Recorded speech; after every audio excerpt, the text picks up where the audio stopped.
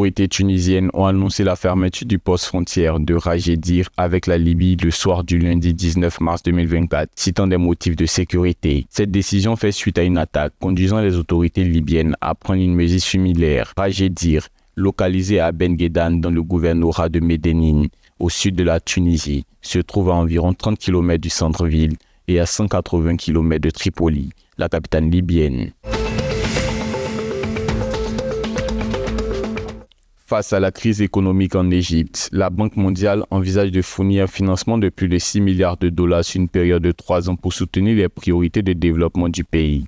Ce financement soumis à l'approbation du conseil d'administration de la banque comprendrait 3 milliards de dollars de soutien financier pour les programmes gouvernementaux et 3 milliards de dollars destinés au secteur privé, avec un accent sur la mobilisation de capitaux privés pour financer des projets clés.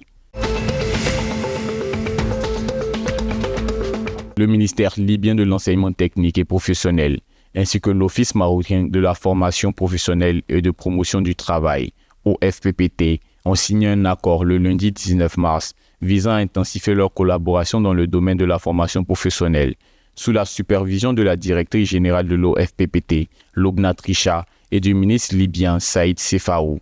Cet accord prévoit des évaluations du système de formation en Libye par l'OFPPT, la formation de stagiaires libyens au Maroc, et le renforcement des compétences de formateurs et des cadres administratifs.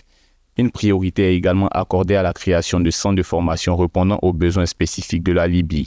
Cette démarche, illustrant une volonté partagée de favoriser l'éducation et la formation professionnelle, est étayée par des échanges d'expertise et de partenariats entre les différents établissements de formation, mettant en lumière l'engagement mutuel des deux pays envers le progrès économique et social.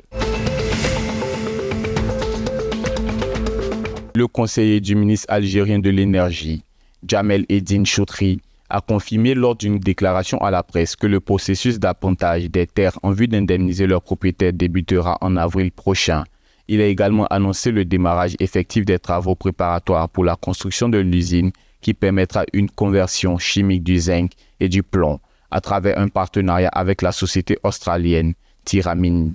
Selon le représentant du ministère de l'Énergie, ce projet connaîtra son lancement définitif en octobre 2026. Lors d'une cérémonie à Lisbonne, les 3 pays hôtes de la Coupe du monde de football 2030, à savoir le Maroc, le Portugal et l'Espagne, ont dévoilé le logo et le slogan de cette 24e édition.